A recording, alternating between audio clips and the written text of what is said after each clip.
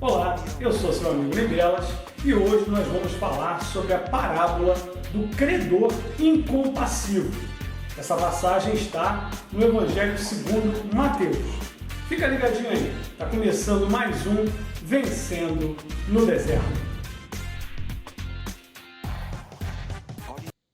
A parábola do credor incompassivo. Por isso, o reino dos céus é semelhante a um rei que resolveu ajustar contas com os seus servos. Trouxeram-lhe um que lhe devia 10.000 talentos. Não tendo ele, porém, com o que pagar, ordenou o Senhor que fosse vendido ele, a mulher, os filhos e tudo quanto possuía e que a dívida fosse paga. Então o servo, prostrando-se reverente, rogou: sê paciente comigo e tudo te pagarei. E o senhor daquele servo, compadecendo-se, mandou-o embora e perdoou-lhe a dívida. Saindo, porém, aquele servo encontrou um dos seus conservos, que lhe devia 100 denários, e agarrando-o, sufocava, dizendo: paga-me o que me deves. Então o seu conservo, caindo-lhe aos pés, lhe implorava: sê paciente comigo e te pagarei. Ele, entretanto, não quis, antes, indo-se, o lançou na prisão, até que saldasse a dívida. Vendo os seus companheiros o que se havia passado, entristeceram-se muito e foram relatar ao seu senhor tudo o que acontecera. Então o senhor, chamando-o, lhe disse: servo malvado, perdoei-te aquela dívida toda porque me suplicastes. Não devias tu igualmente compadecer-te do teu conservo, como também eu me compadeci de ti? Indignando-se, o seu senhor o entregou aos verdugos até que lhe pagasse toda a dívida. Assim também, meu Pai Celeste vos fará, se do íntimo não perdoardes cada um a seu irmão. Como costumo fazer para a gente iniciar a nossa conversa, é bom a gente entender com quem Jesus estava falando. Nessa passagem, isso está no início logo ali do capítulo 18, Jesus está reunido com os seus discípulos. Mas especificamente esta parábola, ela é dada a Pedro como um complemento, do diálogo que ele vinha estabelecendo com Pedro sobre a questão do perdão. Se você olhar ali no versículo 21 e 22, é o momento onde Pedro questiona Jesus se ele deveria perdoar o seu irmão 7 vezes, e o Senhor Jesus vai falar que ele deve perdoar 70 vezes 7. E para ilustrar esta orientação, então Jesus ministra esta parábola, cujo tema central, bem nítido, é o perdão. Agora vamos falar um pouco sobre alguns detalhes dessa parábola. O momento onde o servo se coloca diante do rei com uma dívida de 10.000 talentos é algo que naturalmente nos chama atenção, 10.000 de alguma coisa parece já muito. Mas eu creio que a maioria de nós não tem uma correta interpretação do quanto é essa dívida perante o rei. Um talento equivaleria a 6.000 denários. Um denário, só para a gente ter aí um referencial, um denário equivale a um dia de trabalho. Então, aí você começa a ter uma noção. Se formos colocar em peso, é algo como se ele devesse cerca de 350 toneladas de ouro. Ou seja, é um valor praticamente incalculável até para os padrões da época. Hoje daria algo em torno de bilhões de dólares. Se eu não me engano, algo em torno de 3 bilhões, se fôssemos usar o câmbio de hoje.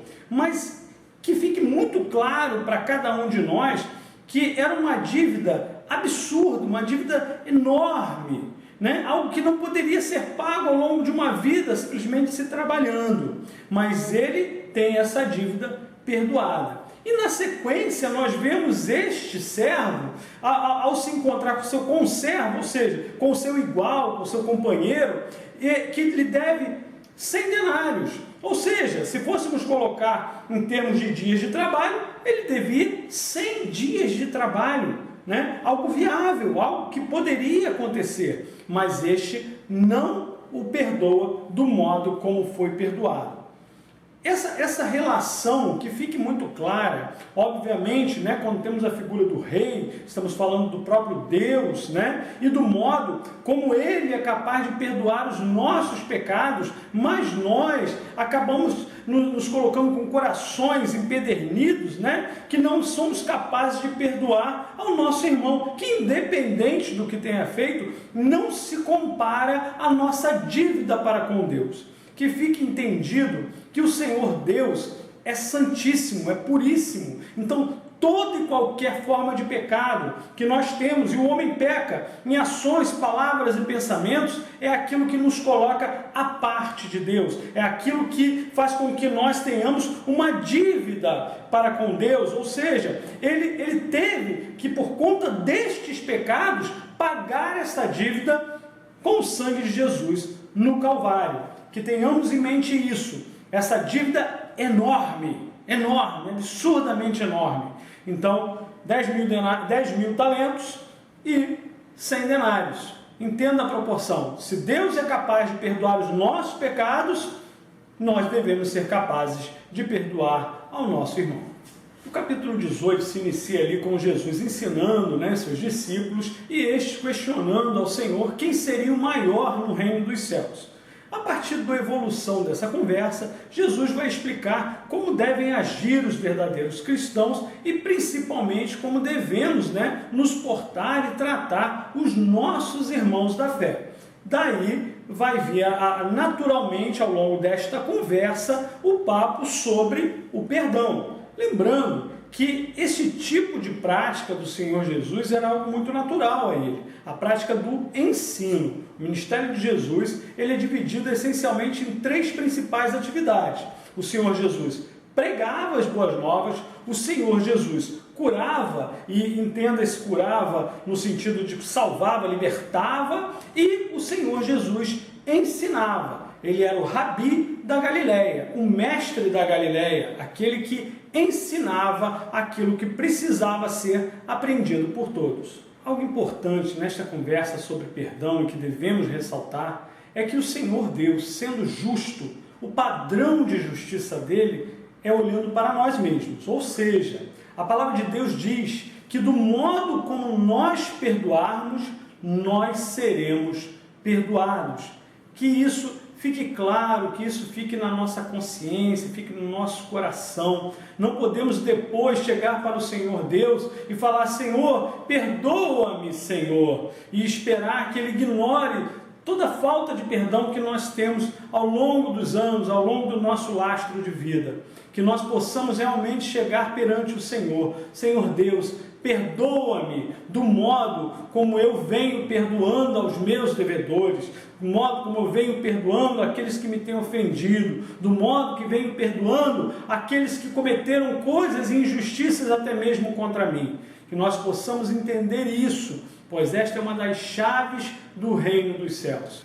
Que essa mensagem hoje, né, esse pequeno estudo, realmente seja de ajuda, seja de algum complemento no seu conhecimento. E, se você puder, esteja se inscrevendo no nosso canal, esteja nos ajudando, compartilhando, comentando. A sua contribuição é importantíssima para esse trabalho. No mais, eu só tenho a agradecer e convidar você a estar comigo na próxima semana. Fiquem na paz.